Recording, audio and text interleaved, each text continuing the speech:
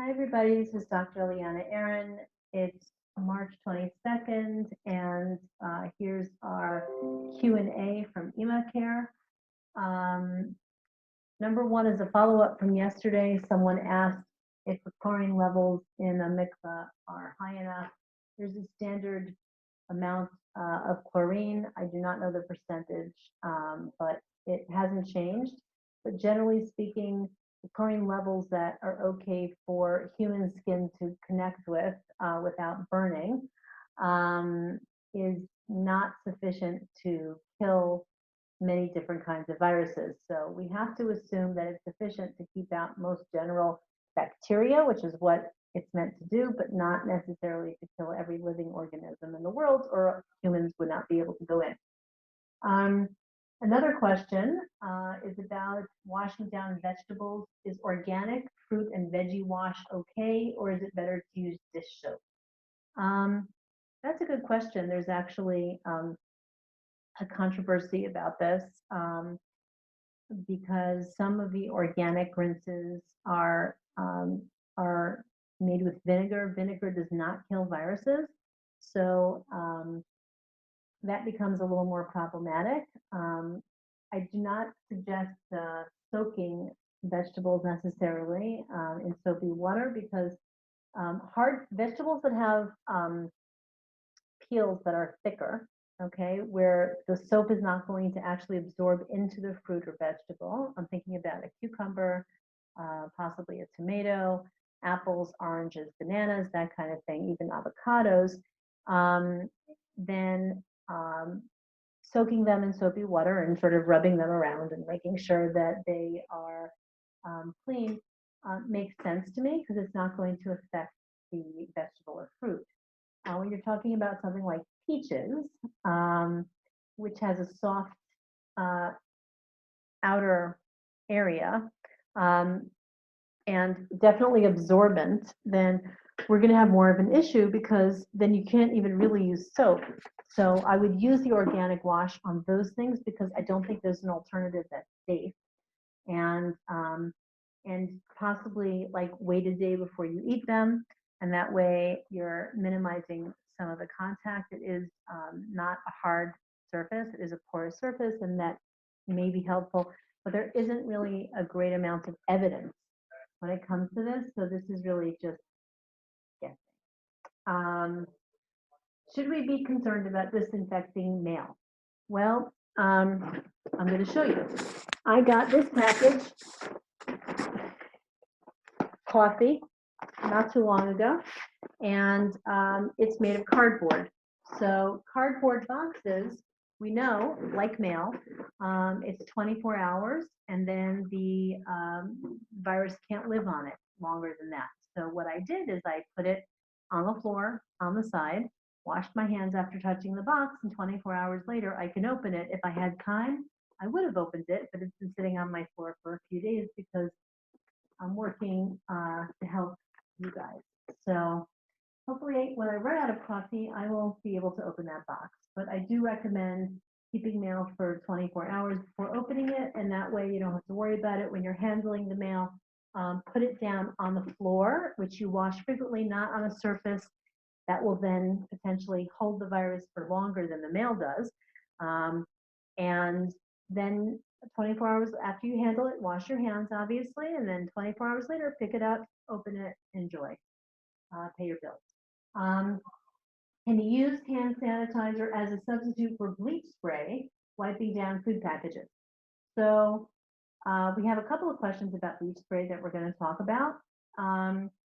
So alcohol solutions or gel, that's 70% or more, can be used to disinfect this virus.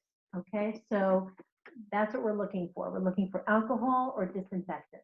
And disinfectant is bleach. In America, I know that there are certain Lysol brands that are okay. That's fine. But my recommendation is anything that says it kills 99.9% of the germs is usually something that has a high concentration of either alcohol or bleach, and that would be usable. So if you don't have wipes, which is easy, but not so easy to get nowadays. Spray a good paper towel. I always have my gloves on. I think we have a demonstration of this actually on the website now. But you get your gloves on, you spray a paper towel with your alcohol solution, and or you can spray the actual packaging yourself and then just rub it on, as long as you have gloves on, because it's not going to be so good for your hands otherwise. Go ahead, leave it on for a few minutes. It's usually 5 or 6 minutes, and then you can rinse it off with cold water, let it drip dry and air dry, and then you're fine.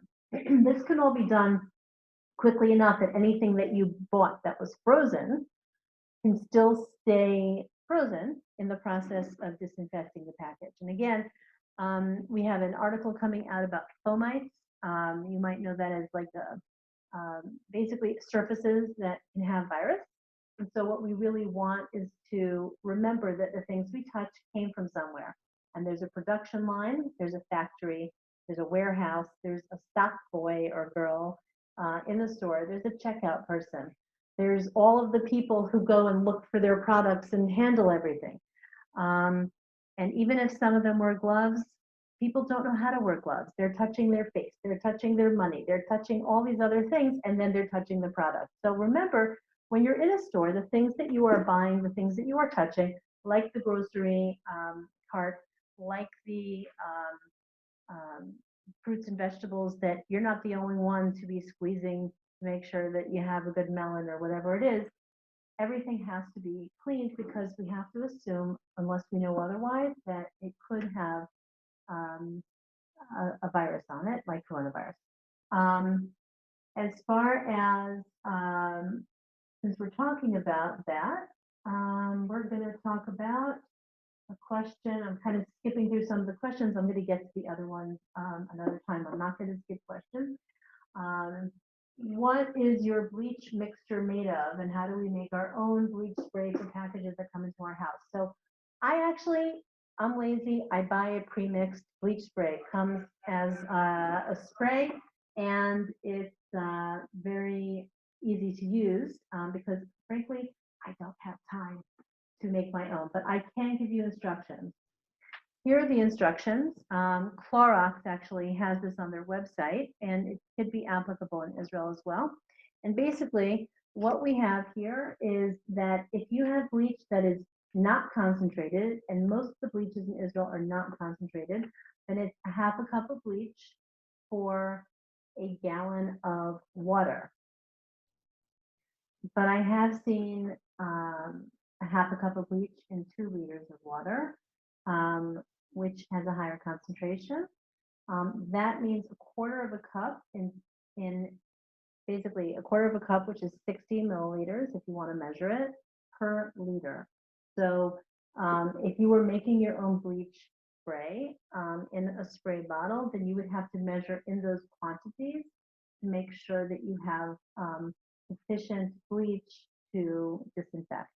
Every package that's disinfected, and actually even your hands when you disinfect with alcohol, have to be clean. So you have to first clean things with soap and water, and then you have to disinfect.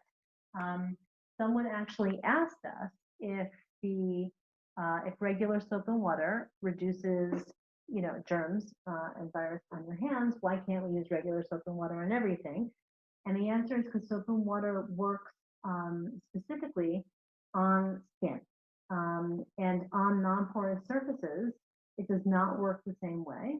And it's not strong enough. It may be strong enough to reduce a viral count or the amount of virus that's on the surface, but it's not enough to disinfect and to actually kill the virus. So once you are spraying something, you have to actually keep the bleach on the package for about 5 minutes in order to make sure that whatever is there is dying and dead, and then rinse it off with cold water, put it on the side. I like to put it on towels and let it dry, and then just any little bit that's still wet, you just kind of dry off and put away as you would normally. So that's my bit for today. We have other questions coming tomorrow. We're and I just don't want to make these videos too long.